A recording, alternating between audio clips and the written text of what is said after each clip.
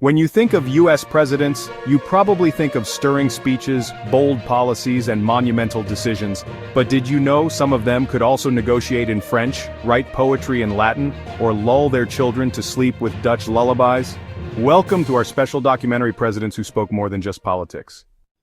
Our linguistic journey begins with John Quincy Adams, arguably the most multilingual president in American history.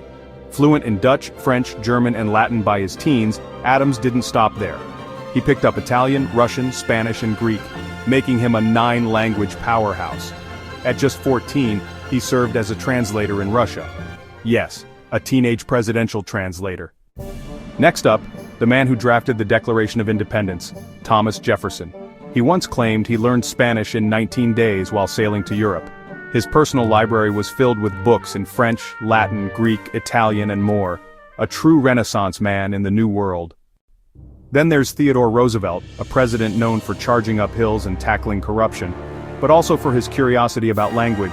He sang lullabies in Dutch, debated in Latin, and was famously unbothered by grammar when he spoke French. But his passion was undeniable.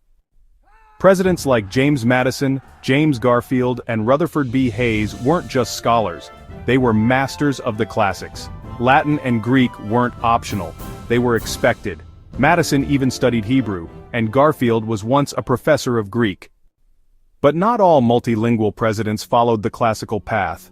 Herbert Hoover and his wife lived in China. They learned Mandarin and, according to legend, used it in the White House to keep secrets.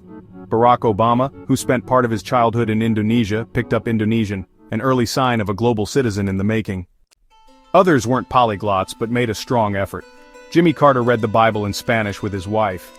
Bill Clinton studied German in college. George W. Bush gave speeches in Spanish on the campaign trail. And Woodrow Wilson, he once said he wore out a German dictionary. Languages opened doors to diplomacy, culture, and understanding. For these presidents, words weren't just power, they were bridges.